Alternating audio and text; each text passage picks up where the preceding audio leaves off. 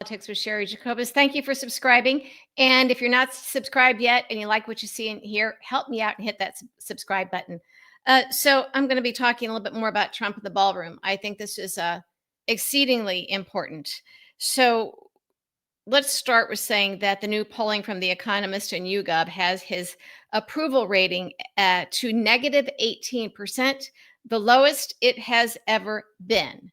Why is that important? He doesn't seem to care. All right, think about that.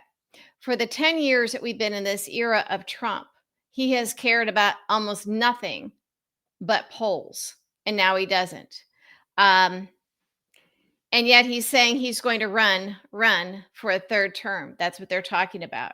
And we know that constitutionally he can't do that. However, Trump has done a lot of things that are illegal, unconstitutional, without congressional approval. And they're very coy about what the plans are for him to get this third term in 2028. Steve Bannon, man, he's a scary guy. They're very cryptic about it. And they say it'd be too cute by half to have him just run as the vice president and then, of course, then make him the president. So they've got something else in mind. And it sounds pretty frightening. It sounds pretty frightening. Here's the other thing, as we've talked about before, Trump has, the Republican House and Senate, and they will rubber stamp literally anything he wants to do. Now, the problem with that is when he goes to his Congress to order them to rubber stamp whatever he wants to do, it means that the rest of us will then know what the plans are. And that's why we should be extremely concerned about the fact that he did not go for any congressional approval for the ballroom. Remember, he promised us, he said it's not going to be touching the East Wing. The building won't be touched. And then we notice him taking out what looked like the portico for it. And then they put, oh, well, we're just doing that part. And then the next day, all of a sudden, the entire East Wing is demolished. And we see these plans for this ballroom, which don't make any sense. Architects are saying they make no sense whatsoever. It's like they just put numbers and words and plans and square footage on a piece of paper. The whole thing is weird. And as we've talked about extensively, it really is about that bunker underneath. Now, the East Wing, the new plans for this ballroom show it to be higher than the White House. There's no uniformity. Bigger than the White House, which is really odd and scary. And of course, it sits over top this bunker. Private donations for the ballroom sounds pretty innocuous, not how it should be done. But without congressional approval, again, you don't go to this is our White House, not Trump's. It's not Mar-a-Lago. This is a monument in this country, a historical monument. He didn't go to any of the archivists, the historians, the people who do the preservation for these things. He went to no one. And we still don't, and I haven't heard of any reporters asking this, who is paying to redo the bunker that is underneath the East Wing? If it's private donations and the numbers keep changing for the actual ballroom, what about underneath?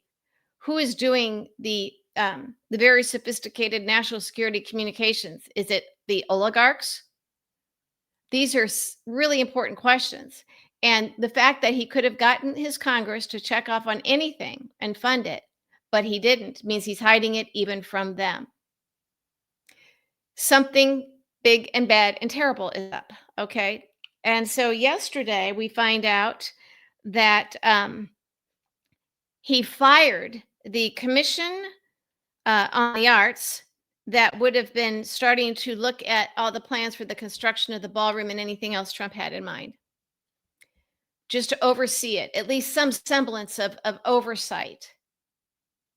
And he fired them all. Folks, this is serious. I don't know. I don't hear Chuck Schumer talking about it because Chuck Schumer refuses to even facilitate these daily press briefings that I keep talking about that we desperately need, so the American people know what the heck is going on, or at least know what questions to ask. I think he's complicit. There's no other reason. There's no other justification. There's no excuse for this. And if we'd been having these daily briefings, we wouldn't be in this mess right now.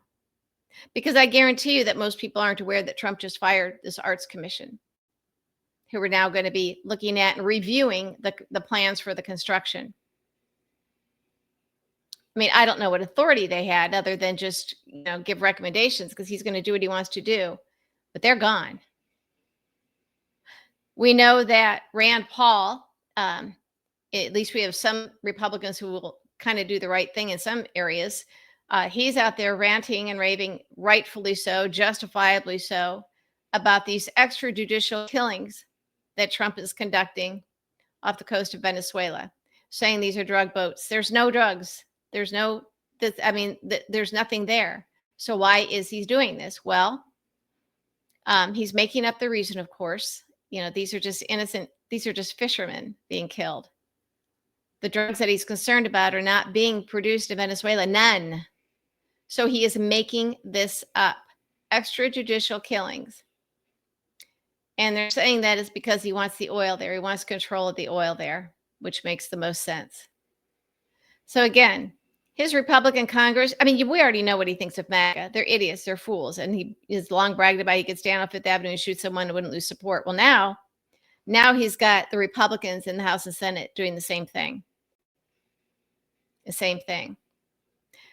You could almost say, well, if it were Democrats that had the majority, maybe he's going around them. Still illegal, unconstitutional, not supposed to do it.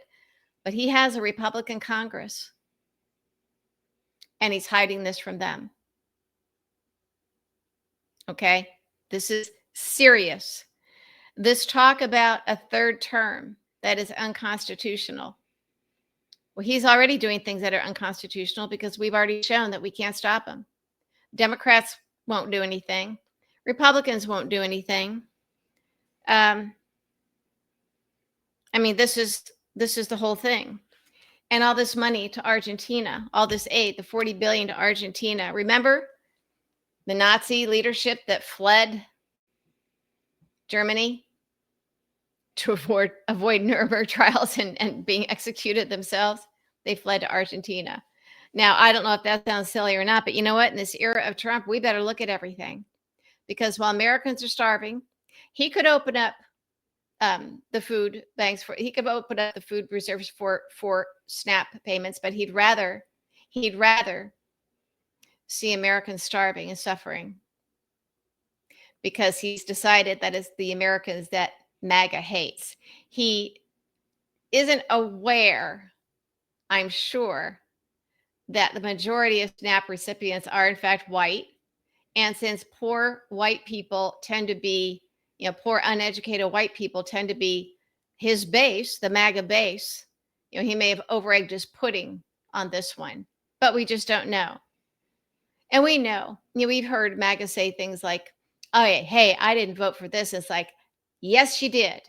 You just voted for it to happen to somebody else and not you. And I've seen that in meme form going around social media. So the people who are now going to see their healthcare premiums double and triple because of Trump, what did you think you were voting for? Who did you think you were voting for? This is what he's doing to you, not to migrants, not to illegal, undocumented people that are here. And he lied to you about all the healthcare benefits they're getting. They're not. They're not. But your healthcare costs are going up. And it is Trump who's doing it, and the Republicans.